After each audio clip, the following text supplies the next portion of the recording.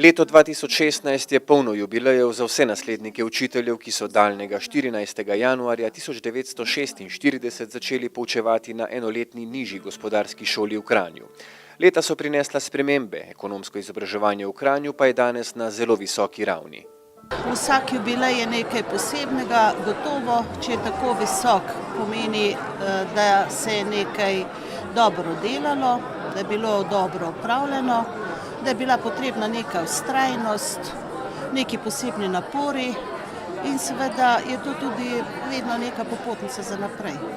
Šola se je s časom razvila v vodilni zavod za izobraževanje ekonomskih in administrativnih kadrov za Gorenjsko, prepoznavna pa je postala po vsej Sloveniji. Do leta 1996 je bilo možno na šoli pridobiti 9 poklicev v 7 programih in prav tistega leta so začeli izvajati program ekonomske gimnazije. Drugo desetletje obstoja označuje preselitev v nove prostore ter razporeditev športnega oddelka na šolo in preoblikovanje v gimnazijo Franceta Prešerna. Moje moto pri 40-letnem delu na šoli je vedno, da imamo vedno opraviti z učenci, dijaki, ki so nenazadnje ljudje. In da je vsak učenec vedno nekaj posebnega, nekaj dragocenega in da je naloga učitelja, da je potrebno iz učenca vedno vzeti tisto, kar največ dobrega zmore. Se mi pa zdi, da imajo, če gledam iz tega vidika, imajo učenci kot osebnosti popolnoma enake težave, ne glede na to, v kateri letnici so rojeni. Smernic, ki jih je takrat zastavila Marija Simčič, se strokovno vodstvo in dijaki držijo še danes. Smatram, da to niso posebne smernice. Treba pa je seveda imeti razčiščeno, zakaj, če gledam učitelja ali profesora, kakorkoli, tudi tu smo se različno imenovali, kakšna je njegova vloga nekje v sistemu izobraževanja.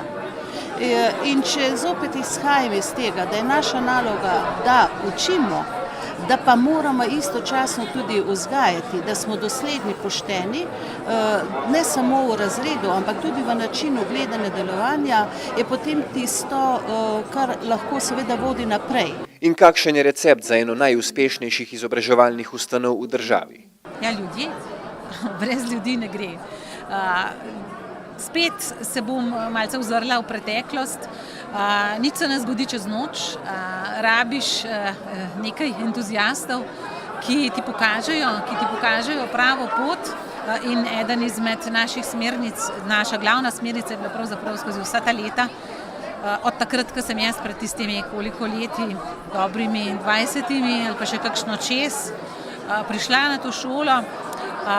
Je bila pač bivša ravnateljica, gospa Marija Simčič, tista, ki nam je kazala luč, ki nam je svetila v prihodnost in ki je tudi nismo takoj poslušali, oziroma ko smo potem tudi nekaj časa rabili, da smo vse to posvojili, ampak v enem takem desetletju smo pa razumeli in dojeli, da ta odprt pedagoški pristop, razumevanje vsakega posameznika, spoštovanje dijakov je tisto, ki vodi k rezultatom dijakov in njihovim uspehom. Vizija šole je, da bi še naprej ohranjala svojo edinstvenost, premagovala ovire ter skupaj z dijaki in partnerji ustvarjala preteklost, ki bo v ponos.